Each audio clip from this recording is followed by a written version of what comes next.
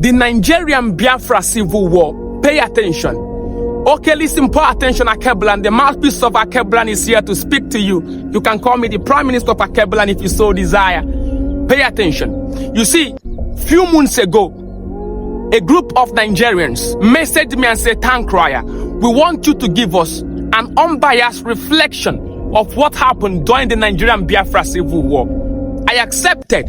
If you find me worthy to do that, I accepted. And so I joined them in a Zoom meeting. In that meeting, you have the Igbos, the Hausas, the Yorubas, the Efiks, the Ibibio. They were waiting for me to take them. And so when I came there, they were seeing my face. I saw their faces. And then, if you look into their soul as a tongue crier, you will see that they were all prepared to defend their different ethnicity. But then I said to them, the ancestors say I should take you to May 7th, 1969, during the Nigeria Biafra Civil War. I took them to the past. Like we say in history, yesterday in historical times, I took them to May 7th, 1969. I said to them, you see, on the 6th of May, 1969, the Biafran government found out that an Italian oil installation in the Midwestern region, close to a town called Kwale, was giving sensitive information to the Nigerian government about the Biafrans. And so on that day, on the 7th of May, 1969, a group of Biafran commando raided that foreign Italian oil installation close to the town of Kware.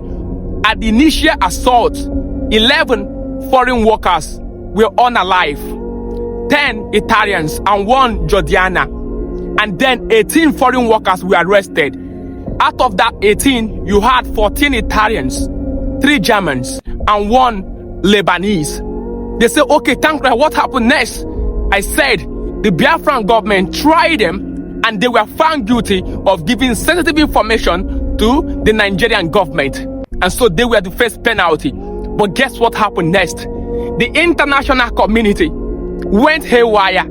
There were torrents of protests in Europe and America. Guess what happened? The Prime Minister of UK, the government of United States, and then the President of Italy all mounted pressure on Chukwuemeka Odumegu Ojukwu. You must release these 18 foreign workers. You must release them. Guess what? Even Pope Paul the Sixth sent a direct mail to Ojukwu saying you must release them. And they were quiet. Ojukwu had to release them because of that pressure. Okay? They were flew out of Biafra through diplomats from Ivory Coast and Gambia. They were released. The Zoom meeting were quiet. Do you know why they were quiet? Because they have understood something that many Africans fail to understand. What is it? Remember, the previous year in that war, okay, in June 1968, it was estimated that over 3,000 Biafran children were dying on a daily. In August, it was estimated to have skyrocketed to 6,000 children dying on a daily in the Biafran land. The international community were quiet. The world was quiet. But immediately, 18 foreign workers were arrested. The whole world went haywire. That is the hypocrisy of the West. They were quiet in the Zoom. Do you know that someone not from the extraction that this happened went haywire? And so what kind of nonsense is that?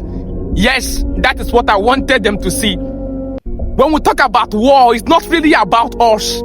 It's about what the West did, the hypocrisy of the West. Our ancestors warned us. They don't care about us. People have been dying in Nigeria. People have been dying in the Biafran land. Soldiers have been dying. Civilians have been dying. Children have been dying of Okwashoko as a result of blockade. But the international community was quiet. But immediately, 18 workers were arrested. They went haywire. Red Cross went haywire. American government went haywire. Italian government went haywire. UK went haywire. Even the Vatican himself, Pope Paul VI, went haywire. Had to send direct message to Ojukwu himself. Hypocrisy of the West. Hypocrisy of the West. Our ancestors warned us that when the locusts fight, it is in the best interest of the hawk. Because when they kill themselves, he gets the food easily dead. Akebulan, Africa.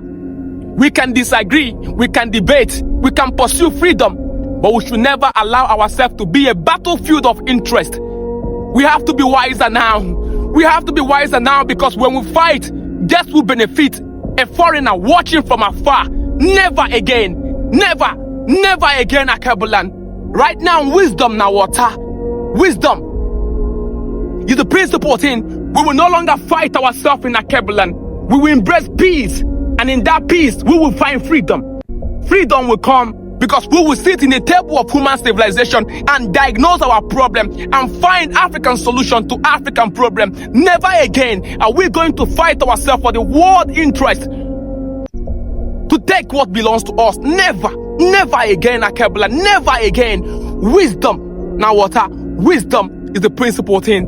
Of course, you know, I give you free book. And we have started our campaign, going from schools to schools, teaching African children about African heroes. If you want to be part of it, there's a link in my bio. Okay, you can support us financially for us to buy more books and share to these schools. Okay, our job is to teach these young children early what you learned late.